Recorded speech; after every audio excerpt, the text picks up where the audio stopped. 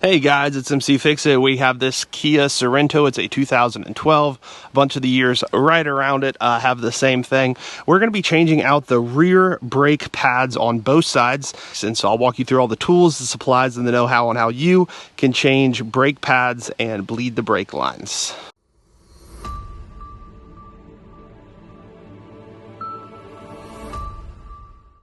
So here are the tools and the supplies that I use. For these brakes, we used Wagner QC1248.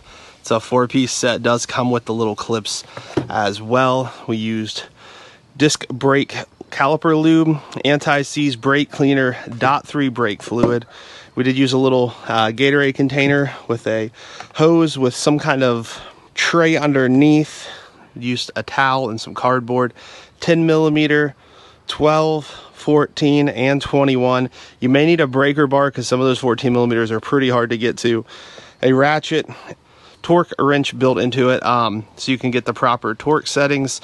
You may need a brake caliper tool. I use this little steel brush, gloves, a torque stick, 80 foot-pounds. This is a 3/4 inch drill. Optional, you really could get away with a breaker bar and do it that way. You'll need jack and jack stands, and then I used a piece of wood as well. So these are tools and supplies I use to change out the brake pads. Okay, once you got your car jacked up and you got jack stands put under it properly, it's time to go ahead and take off the wheel. We're gonna be working on the back right first because that's the one we're gonna have to bleed first.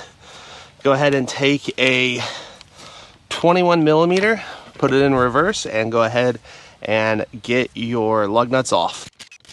And occasionally these do get stuck in here because there's so much rust. You can see there's rust all over. Go ahead and take it and just hit it against the ground once or twice. And typically they do pop out. And just like that, it comes right out. I do have a piece of towel down and cardboard. So go ahead and take the top of the wheel and hit it really hard. And most of the time it will knock it off, just like that. We'll go ahead and roll this out of the way. And then at this point, you just want to go ahead and inspect everything. Go ahead and give it a good look. Make sure everything looks okay.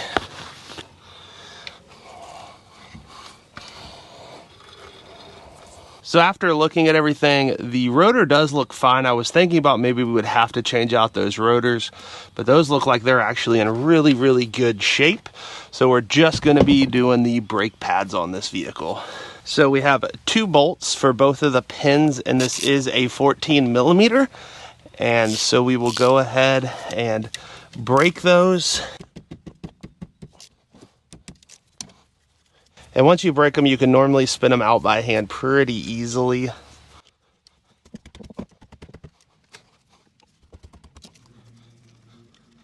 So both of those came out really easily. And then we'll go ahead and rock that back and forth. And whoever put this on last put on a lot of grease. And really, these brake pads are not that bad. This is on my mother-in-law's vehicle, but she did want them replaced. There's still a bit of life in those. This little metal piece here is your little sensor when it's real bad. But we'll go ahead and take those out. She wanted them replaced, so we'll go ahead and do that. Go ahead and get out the clips because our new one does come with clips. So now that I have this off, there is a lot of gunk on this. So I actually don't always do this, but I am going to take off the other bracket back here, which is normally a bigger size. No, it is not. It is a 14 millimeter as well.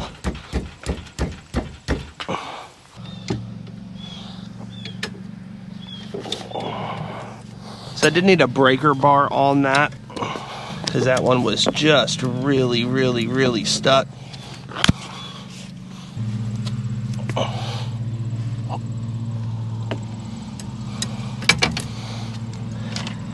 So this one might need a breaker bar. It is 14 millimeters.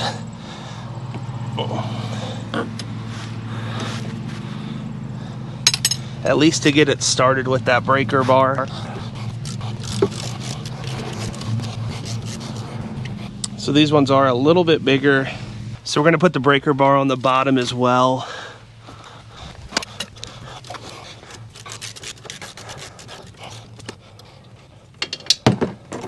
So this did have a lot of corrosion on it.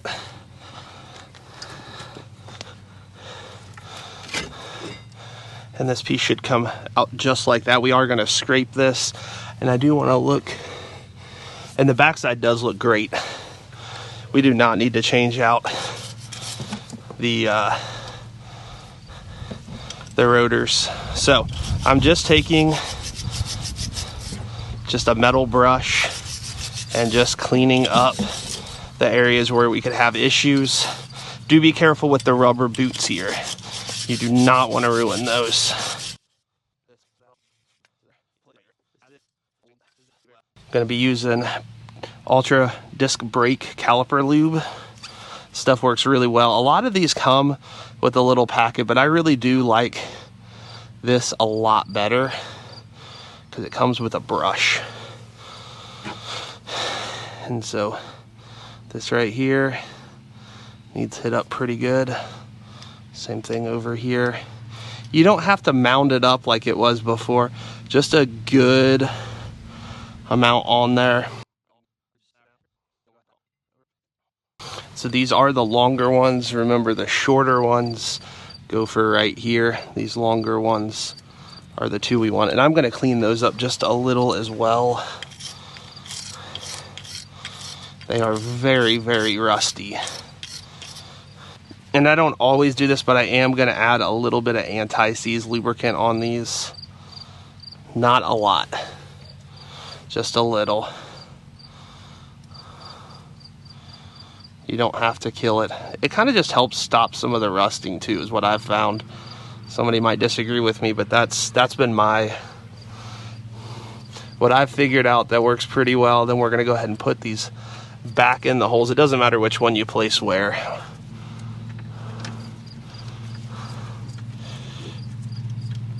The other thing I probably should have done already, we're going to go ahead and pull these out and clean them as well. Which those actually aren't too bad. That's still got a lot of grease, but wanted to go ahead and pull those out before I forgot.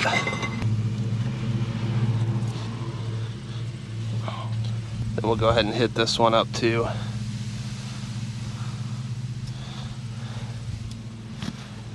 That will just help it for the next time. So just a minute ago I did pull out the slides, and we're just going to clean those really good.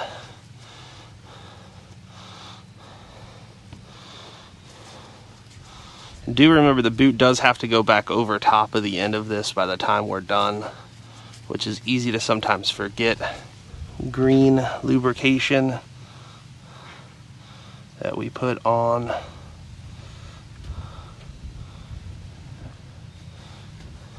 And then go ahead and put it back in.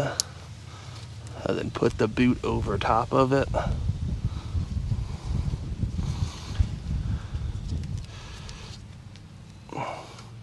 And I always just kind of slide the boot back and forth a couple of times, making sure it gets lubricated very well.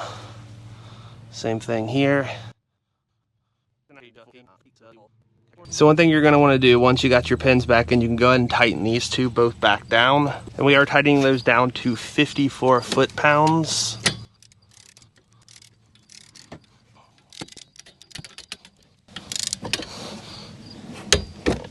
And you just go till it clicks. 54 foot-pounds on both, 14 millimeter.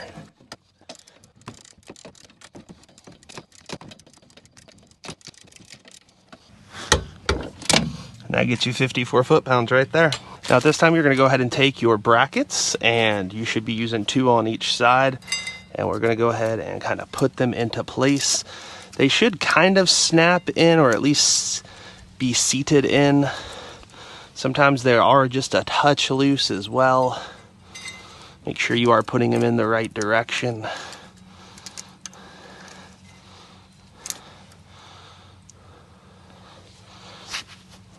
Then you're going to take your new brake pads. The one that has this piece is going to go on the inside.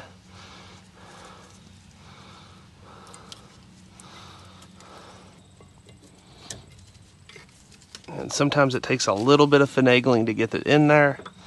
Same thing with this one.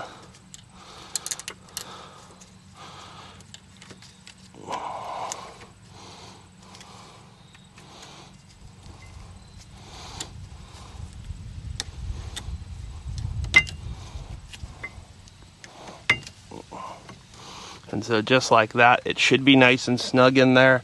The other thing I like to do is put a little bit more lubrication on right here.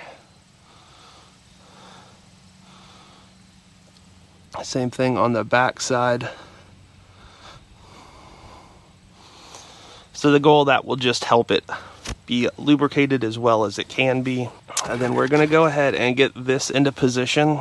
So the next thing we're gonna do is we're gonna take our caliper compressor, but I do wanna clean this up a little bit. It does have a lot of grease on here, like a lot. And just debris and everything else. We just wanna clean that up, just to give us eventually the best mating surface we can. And I like to always put an old brake in there. And then you're gonna get this to just be tight. You're not compressing it yet because you need to go ahead and get the cap off of your reservoir for the brake fluid. So when bleeding your brakes, you are gonna wanna go ahead and pop off the cap. I normally just set it down there. So now we're gonna work on slowly compressing this. And as it compresses it, you need to make sure, again, that your reservoir is open.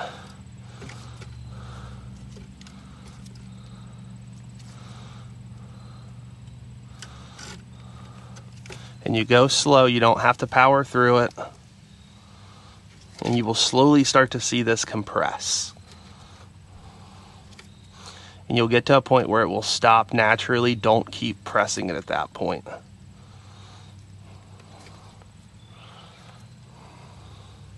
And so we are there. That's where it is wanting to stop compressing, so go ahead and back that back off. This is why you use the old one. You can get damage on that. That is kind of what I would say normal damage, normal wear and tear.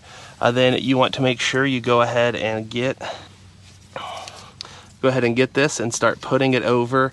And at the same time, you're gonna have to compress your two pins right here to get this thing on. And then you're gonna take those two 14 millimeters and just put a little teeny tiny bit of anti-seize on both of those, just to help it last a very long time. And just spin those in by hand, and then we'll tighten them down to spec here in a second. So we're at 23 foot-pounds on that 14 millimeter, and you're just gonna go till it, right there, till it clicks. Some of these click a lot louder than other ones, but you just go till it clicks.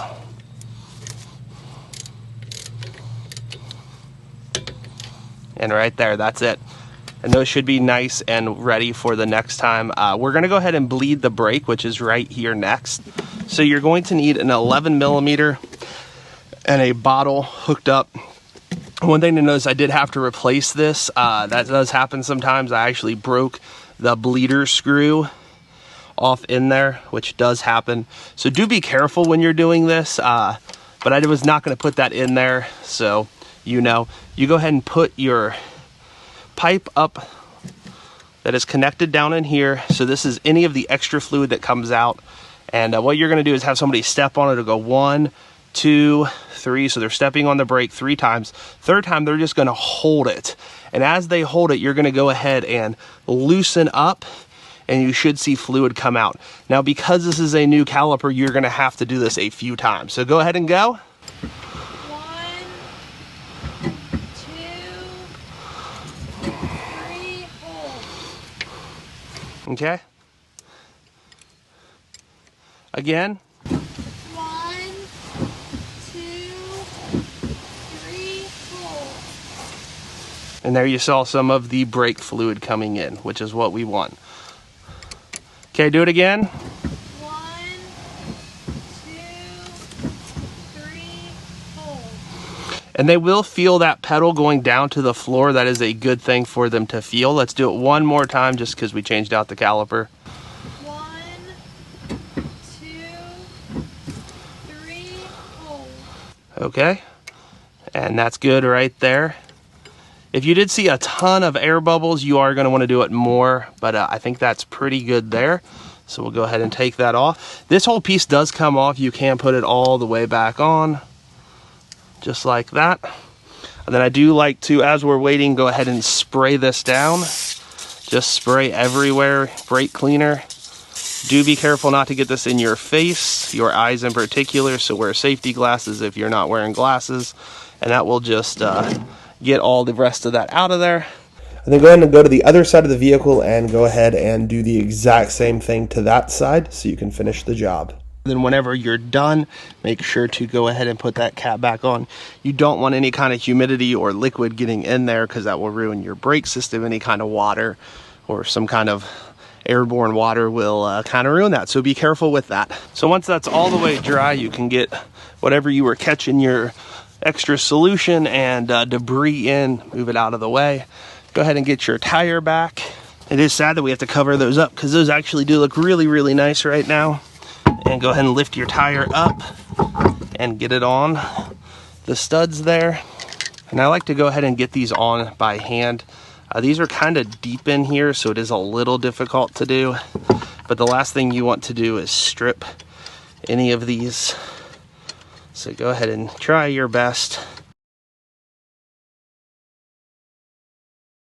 So I'm going to go very slow when I do this because we just want to get these things tight. You are not going to kill it. So I'm just barely pressing it.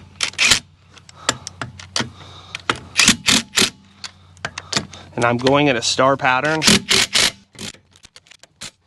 Then you can go ahead and do the other side. Make sure you go ahead and once you put this down and get the jacks out of it, that you test it again after you've driven it about 50 miles to make sure you're still at 80 foot-pounds of torque. Thank you guys so much for watching. I hope this was helpful, and I hope you were able to learn a lot and be able to do this project yourself. If you do have any comments, put them down in the comment section below. Make sure to also click that subscribe button, ring that bell. You know what to do. You've been on YouTube enough. We want to make sure you are able to see these videos in the future and have that ability. So thank you guys so much for supporting my channel. And again, I hope this was helpful. Have a great day.